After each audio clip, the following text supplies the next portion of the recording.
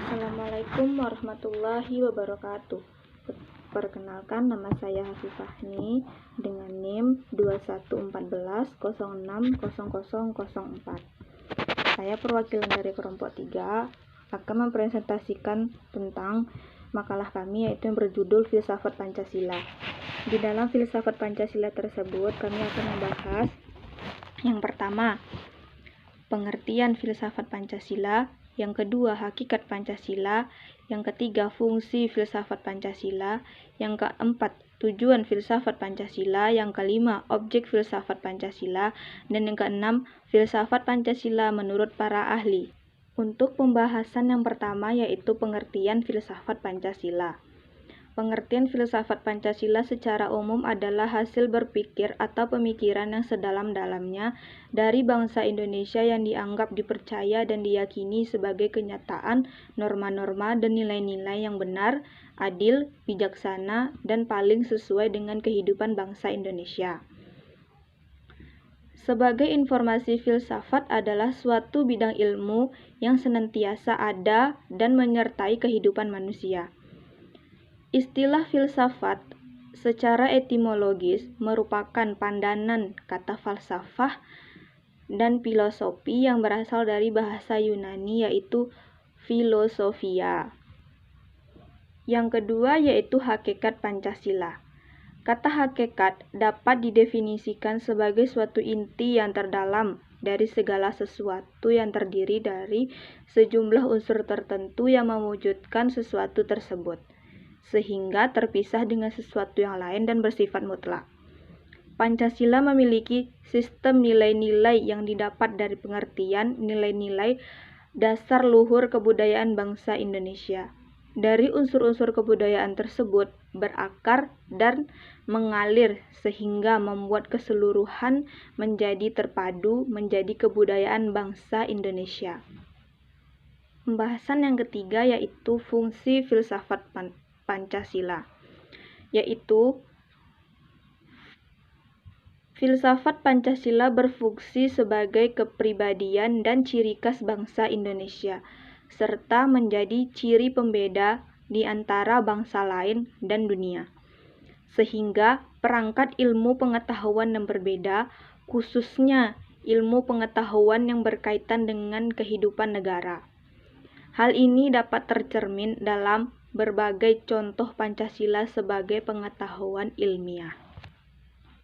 Yang keempat yaitu tujuan filsafat Pancasila. Tujuan filsafat Pancasila dapat dibagi menjadi 5. Yang pertama, untuk menciptakan bangsa yang religius dan patuh kepada Allah yang Maha Kuasa. Yang kedua, menjadi bangsa yang menjadi keadilan baik secara sosial maupun ekonomi. Yang ketiga, untuk menjadi bangsa yang menghormati hak asasi manusia untuk dapat berada dalam kaitannya HAM dengan Pancasila sebagai dasar negara kita. Yang keempat, untuk menciptakan sebuah bangsa yang menjunjung tinggi demokrasi. Dan yang kelima, untuk menjadi negara nasionalisme dan cinta tanah air. Pembahasan yang kelima yaitu objek filsafat Pancasila. Ruang lingkup objek filsafat Pancasila dapat dibagi menjadi 2, yaitu objek material filsafat dan objek formal filsafat. Untuk lebih jauh, menurut E. Chewing dalam bukunya Fundamental Question of Philosophy pada tahun 1962 menyatakan bahwa pernyataan-pernyataan pokok filsafat secara tersirat menunjukkan objek filsafat ialah truth atau kebenaran, matter atau materi, mind atau pikiran, the relation of matter and mind atau hubungan antara materi dan pikiran, space and time atau ruangan dan waktu, cause atau sebab-sebab, freedom atau kebebasan, monis versus pluram, serba tunggal lawan serba jamak, dan God, yaitu Tuhan. Sedangkan menurut Endang Saifuddin Ansori 1981, Objek material filsafat adalah sarwa yang ada atau segala sesuatu yang berwujud, yang pada garis besarnya dapat dibagi atas 3 persoalan pokok, yaitu hakikat Tuhan, hakikat alam, dan hakikat manusia. Sedangkan objek formal filsafat yaitu usaha mencari keterangan serta radikal terhadap objek material filsafat. Dan pembahasan yang terakhir yaitu filsafat Pancasila menurut para ahli.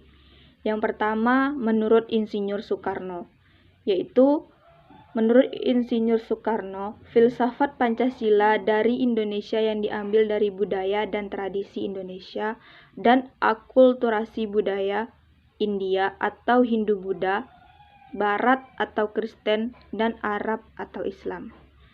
Yang kedua menurut Soeharto.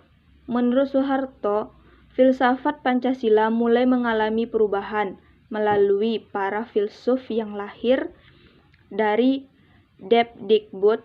Semua elemen barat disingkirkan dan diganti dengan interpretasi dalam budaya Indonesia atau Pancasila Trali Indonesia. Yang ketiga, Ruslan Abdul Ghani, yaitu Pancasila itu adalah filsafat dari negara yang terlahir sebagai ideologi kolektif atau cita-cita bersama seluruh rakyat dan bangsa Indonesia. Yang keempat, menurut Noto Nagoro. Menurut Noto Nagoro mengatakan bahwa filsafat Pancasila memberikan pengetahuan dan pengertian ilmiah mengenai hakikat Pancasila. Menurutnya, secara ontologi, kajian Pancasila sebagai filsafat dimaksud untuk mengetahui hakikat dasar sila-sila yang terkandung di dalam Pancasila.